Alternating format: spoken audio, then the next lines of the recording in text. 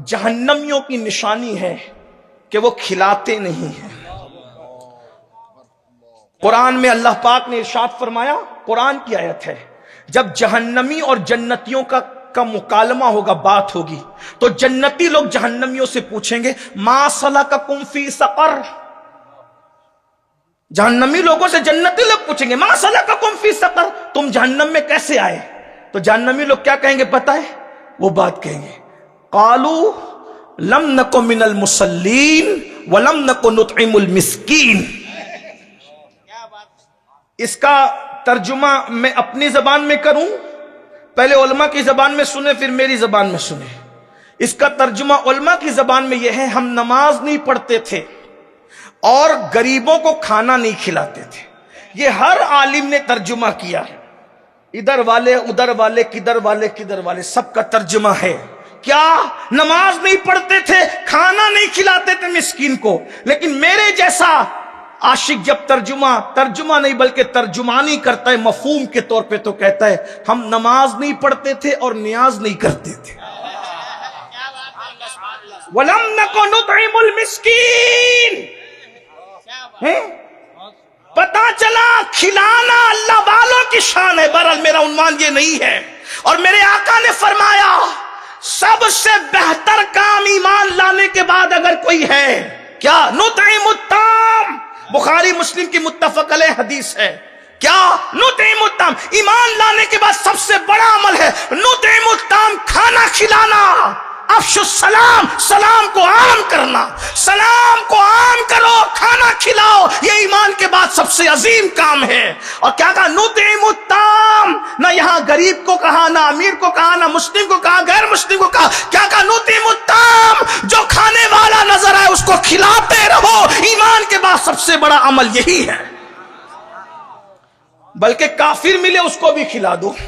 एक मरतबा इब्राहिम खलीलुल्लाह खा रहे थे, कोई काफिर आया तो आपने कहा चल भाग यहां से, अपने अंदाज में कह रहा हूं, चल चला यहां से, भाग यहां से। अल्लाह ने कहा इब्राहिम क्यों भगाया? कहा अल्लाह वो काफिर था।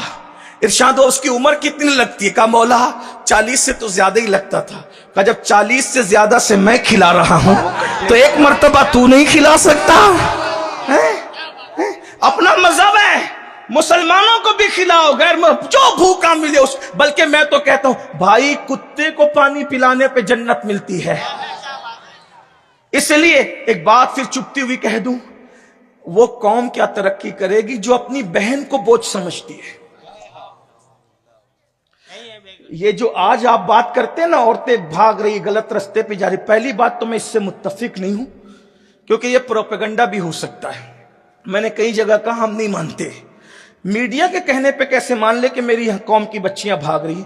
जिसके कहने पर हम चांद का आना नहीं मानते, उसके कहने पर बेटियों का जाना कैसे मान ले? प्रोपेगेंडा भी तो हो सकता है। इसलिए हम कहते हैं कि लोग प्रोपेगेंडा कर रहे हैं ताकि आइंदा हमारी बच्चियों को बदनाम करें। हां चंद जा जरूर रही, मगर क्यों जा रही तुम्हें पता है? यही बात है, क्यों जा रही है? अगर कुछ जा भी रही है किसी का हाथ पकड़ के, तो उसकी वजह है कि भाई अपनी बहन का ख्याल नहीं रख रहा है। कुत्ते पालकर बिस्तर पे कुत्तों को लेकर तो सो रहे हो, और मॉल में कुत्तों की गिजाएं लेने तक जा रहे हो। कुत्ते को तो तुम एक से एक पैकेट और क्या क्या इश्तिहारात के जरिए से खिला सकते हो और उन्हें मोटे कर सकते हो। इतने एहतिमाम के साथ अपनी बहन को नहीं पाल सकते, अपनी भांजियों को नहीं पाल सकते, अपने पड़ोस की गरीबों को नहीं पाल सकते। हमारे यहां तो कुत्तों का तसव्वुर ही नहीं है। बिला उज़्र शरई हम कुत्तों को नहीं पाल सकते। क्या दिन आ गए, लोग कुत्ते और बिल्लियों पर हजारों रुपए मंथली खर्च कर रहे हैं, और बहन फटे हुए कपड़ों पर घूम रही है बर्तन झाड़ू करते हुए। ये हाल है तो क्यों लॉजों में बिक रही है बेटियां? तुम मदद नहीं कर रहे। मदद का तसव्वुर गया, खिलाने का तसव्वुर। मैं कहता हूं मुसलमान, हर मुसलमान सिर्फ अपने खानदान को संभाल ले तो पूरे हिंदुस्तान में 10 साल के अंदर अंदर मुसलमानों से गुर्बत खत्म हो जाए। लेकिन नहीं करोगे। मैंने ये रोना पूरे हिंदुस्तान में रोया, किसी को अच्छा भी लगता है बुरा भी लगता है। जलसा करके खतीब को 50 हार तो पहना सकते हो, लेकिन मोहल्ले की किसी बेवा बच्ची के सर पे 50 रुपए का दुपट्टा नहीं डाल सकते। ये हाल है हमारे पीरों के यहां। जो गैबन शाह का मजार है उसके उर्स में 5 लाख रुपए तो खर्च कर सकते हैं, लेकिन 50,000 खर्च करके मोहल्ले के किसी गरीब की बेटी की शादी का इंतजाम नहीं कर सकते। अगर वो वली कब्र में सो रहा है ना, उसको ना मेरे संदल की जरूरत है, ना मेरी चादर की जरूरत है, ना मेरे इत्र की जरूरत है, लेकिन मेरे घर के पड़ोस में जो यतीम लड़की है उसको हर लम्हा मेरी मदद की जरूरत है। हम कहां हैं? हमें अपने आप को बदलना होगा, और जब तक बदलोगे नहीं ये जलसे तब्दीली नहीं पैदा करेंगे।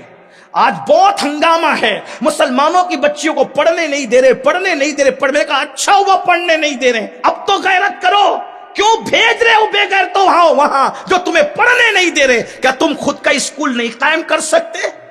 कारंजा वालों, मेरी गुजारिश है, अगर खुदा ने तुम्हें नवाजा है तो 4 फैक्ट्री बनाने की कुव्वत है तो 2 बनाओ, और 1 फैक्ट्री का पैसा बचा करके लड़कियों के लिए अच्छा स्कूल और कॉलेज कायम कर दो।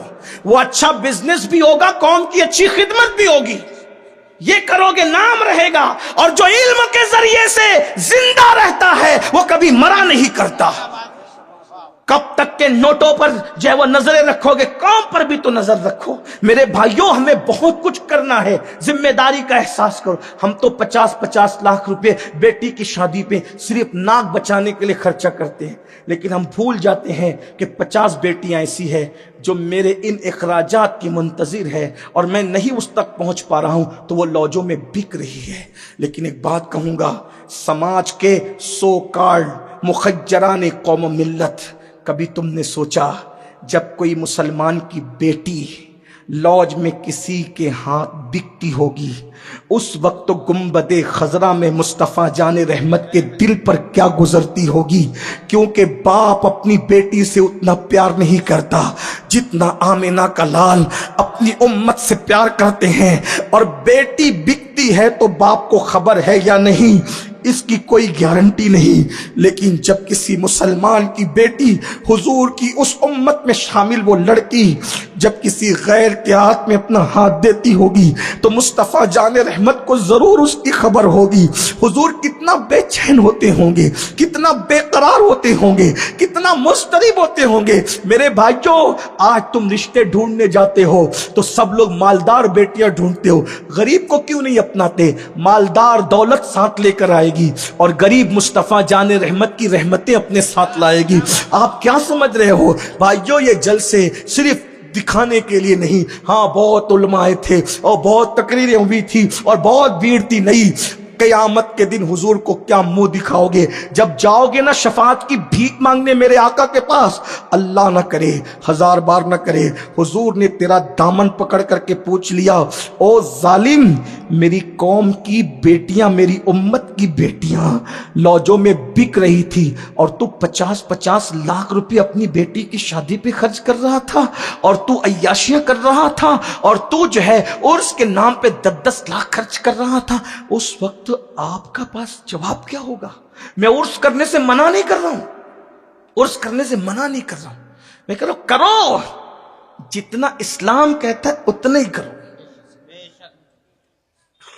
हम उर्स करने वाले लोग हैं। आप क्या कहां जा रहे हो? तरजीहात की तरफ तवज्जो करो। आज बहुत सारे बच्चे 10वीं 12वीं पढ़ के ड्रॉप आउट होते हैं। हमारा ये पूरा इलाका तालीम के एतबार से बहुत पिछड़ा हुआ है। क्या हम ये नहीं कर सकते कि बाप के चेहलों पर 40 देग पकाने की बजाय एक देग पकाकर 39 देगों का खर्चा बाप के इसाले सवाब के लिए तालीम के नाम पे खर्चा कर दे? ये नहीं कर सकते? कर सकते हैं, लेकिन आपकी तवज्जो उस तरफ नहीं है। उस तरफ तवज्जो करो, सितारों के आगे जहां और भी है अभी इश्क के इम्तिहान और भी है। तो मैं अर्ज ये कर रहा था, आलिम रब्बानी कभी भी आपको ऐसा नहीं नजर आएगा कि दरवाजे बादशाह पे खड़ा हो, नहीं। बादशाह महबूब इलाही लंगर बहुत पकाते थे और खिलाते। उस दौर में आज के दौर के हिसाब से लाखों का खर्चा था। उस दौर में 250-200 रुपए बताए जाते, आज उसको जोड़ेंगे तो लाखों में जाएगा। तो बादशाह को पता चला ये लंगर बहुत खिलाते हैं, दिल्ली को अपना बनाते हैं, तो बादशाह ने कहा इसके पास कोई जाएगा नहीं, इसको नजराना नहीं देगा ताकि ये लंगर ना कर सके। महबूब इलाही के पास किसी खादिम ने आके कहा, सरकार بادشاہ نے منع کیا اپنی فوج کو ملنے سے. جو آپ کے مریدین نظر پیش کرتے ہیں, کہا کہ ہماری فوج نظر پیش کرتی ہے, لنگر بنا کر کے دلی والوں کو اپنا بنا رہے, کوئی نہیں جائے گا ملنے نظام الدین سے. محبوب الہی نے مسکرا کے کہا آج سے مطبخ کا خرچہ ڈبل کر دو, تاکہ اس کو پتا چل جائے ہم نذرانوں پر لنگر نہیں کرتے, اللہ کی مدد کی بنیاد پر لنگر کیا کرتے ہیں. تو لیکن میں آپ کو یہ بتا رہا تھا, جو اللہ سے ڈرے گا اللہ اسے نوازے گا. حضور کا فرمان ہے, بلکہ قرآن کی آیت بھی ہے, جو اللہ سے ڈر کے گناہ کو چھوڑ دے اللہ اس کو ایسی جگہ سے روزی عطا کرتا ہے جہاں اس کا گمان بھی نہیں جاتا. یہ سب مسائل اپنے گناہ کی وجہ, گناہ چھوڑ دو بس. میں حدیث پڑھ رہا تھا, اس کو پڑھ کر کے پھر آگے بڑھتے ہیں. حدیث پاک مشکات شریف کی اس کا مفہوم پڑھا. اللہ پاک ارشاد فرماتا ہے, حدیث قدسی, غور سے سننا. اللہ پاک فرماتا ہے میں ہی اللہ ہوں, وہ کہتا ہے میں ہی خدا ہوں, بے شک تو ہی خدا ہے. اے رب محمد بے شک تو ہی رب ہے, تو ہی معبود ہے, تو ہی الہ ہے, تو ہی اللہ ہے. اس لیے کہ جب تیرا محبوب اتنا اچھا ہے, جو بنایا تو نے وہ اتنا اچھا ہے, تو بنانے والے تیرے حسن کا عالم کیا ہوگا. جس کو بنایا ہے اس کی مثال نہیں ہے. جب بننے والے کی مثال نہیں ہے تو بنانے والے کی مثال کہاں سے کوئی لائے. ارے بننے والا جس کو بنایا وہ بننے میں وحدہ لا شریک ہے, اور ان کے حسن کا عالم یہ ہے کہ کہنے والوں نے یہاں تک کہا کیا حسن ہے اے سید ابرار تمہارا, اللہ بھی ہے طالب دیدار تمہارا. اور کیوں دید کے مشتاق نہ ہو حضرت یوسف, اللہ کا دیدار ہے دیدار تمہارا. لم یاتی نظیروں کا فی نظر مثلے تو نہ شد پیدا جانا, جگراج کو تاج تورے سر سوئے ہے تجھ کو شہد و سرا جانا. لک بدر فی الوجہ الاجمل خطال ماذ الفابر اجل, تورے چندن چندر پرو کنڈل رحمت کی بھرن برسا جانا. ان کے حسن کا اندازہ کون کر سکتا ہے جب بننے والے کے حسن کا یہ عالم ہے جس نے بنایا ہوگا. وہ کہتا ہے میں ہی اللہ, بے شک تو ہی اللہ. پھر اللہ فرماتا ہے میں ہی الہ ہوں, میں ہی اللہ ہوں, بے شک تو ہی اللہ. پھر کہتا ہے کہ لوگوں کے اور حکمرانوں کے دل میرے ہاتھ میں ہے. اب دیکھیے حدیث کچھ مشکات شریف کی میں مفہوم پڑھ رہا ہوں, غور سے سننا, اپنے مسائل کا حل کہاں ہے. لوگوں کے دل اور حکمرانوں کے دل میرے ہاتھ میں, میرے دست قدرت میں ہے. جب تم میری فرما برداری کرتے ہو تو میں حکمرانوں کے دل میں تمہاری محبت ڈال دیتا ہوں, اور جب تم میری نافرمانی کرتے ہو تو میں تم پر ظالم حکمراں مسلط کر کے ان کے دل میں تمہارے لیے نفرت بھر دیتا ہوں. کوئی کچھ نہیں کر رہا ہے, ہم بگاڑ پیدا کر رہے ہیں. ابو ہریرہ سرکار کی طرح تو نہیں ہو سکتے, لیکن ابو ہریرہ کے غلام بن جاؤ, کوئی غلام صدیق اکبر حکمراں کے طور پر تمہیں ضرور مل جائے گا. خالد ابن ولید کی طرح نیک بننے کی کوشش کرو, کوئی عمر ابن خطاب کا غلام تمہیں حکمراں کی حیثیت سے ضرور مل جائے گا. پاپ کرتے رہو گے تو برباد ہی برباد ہے. تو فرمایا کہ لوگوں کے دل میرے ہاتھ میں, حکمرانوں کے دل میرے دست قدرت میں. جب تم نافرمانی کرتے ہو تو میں ان کے ظالم, پہلے تو ظالم مسلط کرتا ہوں اور ان کے دل میں تمہارے لیے بغض, عداوت اور دشمنی ڈال دیتا ہوں, اور پھر وہ تم پہ ظلم کرتے ہو. تو اللہ فرماتا ہے ان کے خلاف کارروائی کرنے سے کوئی کام نہیں بننے والا. خود کہہ رہا ہے. دیکھو 1450 سال پہلے حضور حدیث بیان کر رہے ہیں, ایسا لگتا ہے جیسے آج کا ماحول ہے. دیکھ رہے ہیں یہ حضور غیب داں نبی کی شان ہے. تو کیا کہا, میں تمہارے لیے ان کے دل میں عداوت اور بغض ڈالتا ہوں. پھر وہ تم پہ ظلم کرتے, رحم نہیں کرتے, تم ان کے خلاف کچھ بھی کرو کام نہیں بننا. پھر کہتا ہے کام کب بنے گا, 2 کام کرو, ان کے پاس نہ گڑ گڑاؤ, گڑ گڑانا ہے تو میرے پاس گڑ گڑاؤ, میرا ذکر کرو, توبہ استغفار کرو, توبہ کرو, معافی مانگو, یہاں تک کہ میں تمہاری کفالت کروں, میں تمہاری مدد کروں. بھائیو آؤ, حالات بدلنا ہے. 2 کام, ذکر اللہ, اور ذکر اللہ میں نماز اول نمبر پر ہے, کیونکہ اللہ پاک نے خود حضرت موسیٰ علیہ السلام سے فرمایا نا کہ میرے ذکر کے لیے نماز قائم کر.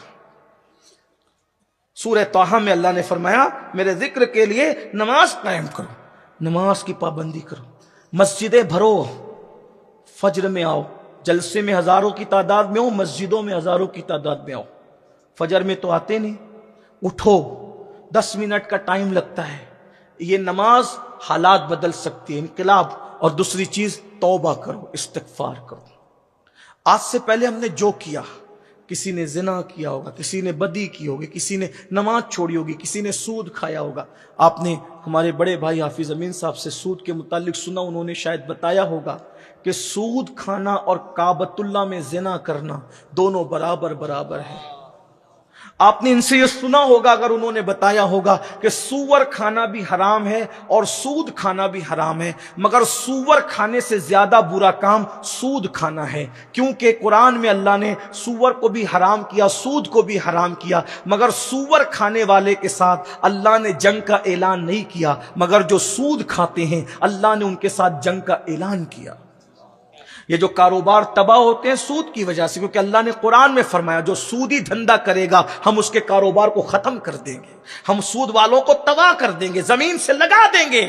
یہ اللہ فرما رہا ہے. جس کے ساتھ جنگ اللہ کرے اسے کس مولوی مولانا کا اور کس بزرگ کا تعویذ بچا سکتا ہے؟ اللہ جس کے ساتھ جنگ کا اعلان کرے بچا سکتی ہے امین القادری کی دعا, بلکہ اللہ جس کے ساتھ جنگ کا اعلان کرے بے وقوف ہے امین القادری اس کے لیے دعا کرے. اللہ جنگ کر رہا ہے, امین القادری دعا کرے, اوقات ہے اس کی؟ بتاؤ. اس لیے اللہ کی طرف آؤ, حالات بدلیں گے. میں یہ نہیں کہتا تعویذ کا اپنا مقام ہے, دعا کا اپنا مقام ہے, وظیفے, لیکن اللہ جنگ کا اعلان کرے. 3 لوگوں سے اللہ جنگ کا اعلان کرتا ہے, سن لے. وہ تینوں میں آپ ہے تو نہیں؟ غور کیجیے. جو سود کھائے, لے اور دے دونوں کے ساتھ اللہ جنگ کا اعلان کرتا ہے. لے بھی رہے ہو دے بھی رہے ہو. بلکہ ہم تو اب رونا رو رہے ہیں کہ آپ تو سود لینے کے لیے عورتوں کو بھیج رہے ہو بچت گٹ کے نام پہ. غور تو کریں, یہ ہنسنے کی مسکرانے کی بات ہے. تو مجھے بتاؤ, جس مذہب میں عورت کو اکیلے مسجد کے امام کے پاس مسجد کے اندر جانے کی اجازت نہیں ہے, آپ کا ہمارا مذہب کتنا پوتر ہے, ایک اکیلی عورت مسجد کے امام کے پاس مسجد میں اکیلے نہیں جا سکتی. کیوں؟ مسجد سب سے پوتر ہے. مسجد سے بہتر جگہ ہمارے لیے کچھ نہیں ہے. پاپی سے پاپی بھی مسجد میں سدھر کر کے جاتا ہے, بہت ہوشیار ٹینشن ہو کے جاتا. جب امام مسجد کے پاس مسجد کے اندر اکیلے عورت کو جانے کی اجازت نہیں, تو اپنی عورتوں کو, بیٹیوں کو, بہنوں کو قرض لینے کے لیے اکیلے کیسے بھیج رہے ہو؟ اور یہ جو اسکیمیں چل رہی ہیں نا سود اور قرضے کے نام پہ, اس کے پیچھے سازش یہ ہے کہ قرض کے تلے تمہیں اتنا دبا دیا جائے, تمہاری عورتوں کو اتنا دبا دیا جائے, جب تم قرض نہ لوٹا سکو تو پھر وہ تمہاری عورتوں کا جسم تم سے کہہ کے مانگیں گے, یا قرضہ دے یا اپنی عورت کا جسم بیچ دے. غیرت کہاں مر گئی؟ سب کچھ پیسہ ہی ہے, کماتے کیوں نہیں؟ محنت کیوں نہیں کرتے؟ کوشش کیوں نہیں کرتے؟ پہلے ہی دن سے شو روم کھولنے کے چکر میں ہو. میں نے کل بھی اپنی قوم کے جوانوں سے کہا تھا تجارت کرو, محنت کرو, مالدار بنو, کیونکہ غربت کبھی کبھی انسان کو کفر تک لے جاتی ہے. میری زبان حیا خاموش ہے, لیکن میرے دل کا درد کہنے پہ مجبور کر رہا ہوں. ہم نے تو ایسی بھی رپورٹ سنی ہے کہ قرض تلے دب کر شوہر اپنی بیوی کو وہاں تک پہنچاتا ہے, باہر کھڑے ہو کر کے روتا ہے. یہ تک حالات ہیں, یہ تک حالات ہیں. اب میں کیا کہوں اس کے آگے؟ کچھ کہوں تو کہا نہیں جاتا, مگر چپ رہوں تو رہا نہیں جاتا. موت سے پہلے مر گئے ہو. جسم مرتا ہے تو اتنا نقصان نہیں ہوتا جتنا غیرت کے مرنے پہ نقصان ہوتا ہے. اور ایک بات کہوں, ہماری قوم کے مالدار لوگ قرضہ دینا بند کر چکے, اسی لیے غریب لوگ اب سود سے لے رہے ہیں. ہمارے مذہب میں صدقے دینے سے زیادہ قرض دینے پہ ثواب ہے. صدقہ دینے پہ اتنا ثواب, بھیک دینے پہ اتنا ثواب نہیں ملتا جتنا قرضہ دینے پہ ملتا ہے. بلکہ حدیث پاک میں ہے, اگر مثال کے ذریعے سمجھا رہا ہوں, 50 روپیہ قرضہ دیا تو جب تک واپس لوٹے گا نہیں, روزانہ 50 روپیہ صدقے کا ثواب آپ کے نامہ اعمال میں لکھا جاتا رہے گا. قرضہ دینے لگو, اور جو قرضہ لیتے ہیں وہ ادا نہیں کرتے نا, اسی لیے قرضہ دینے کا سسٹم بند ہو گیا. اور میرے آقا علیہ السلام جس پہ قرضہ باقی ہوتا تھا شروع اسلام میں اس کی نماز جنازہ نہیں پڑھاتے تھے. آقا فرماتے تھے کہ جس کے اوپر قرضہ باقی میں اس کا جنازہ نہیں پڑھاؤں گا. اس لیے میرے بھائیوں لو تو دو. اور لیکن یہ جو ہو رہا ہے نا، مرد اور لڑکے خاص طور پہ کامچور ہوئے ہیں. جینس پہنیں گے، ٹی شرٹ اچھی پہنیں گے، بازو بنا لیے اور بائک پہ گھومتے رہیں گے، کمائیں گے نہیں، کیونکہ ان کو پہلے دن شو روم چاہیے. میرے بھائیوں جب مصر کے بازار میں ہمارے آقا تاجر بن کے کھڑے ہو سکتے ہیں تو پھر کارنجا کے بازار میں ہم کیوں کھڑے نہیں ہو سکتے؟ چنے بیچنا پڑے بیچو، سبزی بیچنا پڑے بیچو، چھوٹا کام کرنا پڑے. چھوٹا کام کرنے میں شرم مت کرو. اللہ کے رسول علیہ السلام فرماتے ہیں جو حلال کمانے کے لیے ذلت کی جگہ کھڑے ہوگا اللہ اس کو عزت عطا کرے گا. مت شرماؤ، کماؤ. ہمارے بہت سارے بزرگوں، کوئی درزی تھے، ہمارے کوئی بزرگ درزی تھے، کوئی بزرگ چمڑا پکاتے تھے، کوئی بزرگ چپل سیتے تھے. چپل سینے والے بھی ہمارے اولیاء گزرے ہیں. بلکہ آپ کو اگر نہیں پتا ہے، بات آگے بڑھ رہی ہے، لیکن اگر نہیں پتا ہے تو آپ کی معلومات کے لیے بتا دوں کہ ایک حیدرآباد میں قطب تھے، قطب، اور وہ چپل سلا کرتے تھے. اور ہمیں شرم آتی ہے. اور اورنگزیب کو مہم درپیش تھی اور بادشاہوں کی عادت تھی، چونکہ پہلے ایسے لوگ پیدا نہیں ہوئے تھے جو ولیوں سے روکا کرتے تھے، تو بادشاہ لوگ کیا کرتے تھے؟ دو کام. بڑی مہم مصیبت کی آئی، جو زمین کے اوپر ولی ہے اس سے بھی دعا لیتے تھے اور جو زمین کے اندر ولی اس سے بھی دعا لیتے تھے. حیدرآباد کے قلعے پہ روز حملہ ہو رہا ہے، حملہ ہو رہا ہے، حملہ ہو رہا ہے، لیکن واپس آ رہے ہیں، صبح جاتے شام کو آتے ہیں. اورنگزیب 2 رکعت پڑھ کر کے رونے لگے، کہنے لگے اللہ میری مدد کر، کوئی ایسا بندہ بتا دے جو دعا کرے اور میرا کام ہو جائے.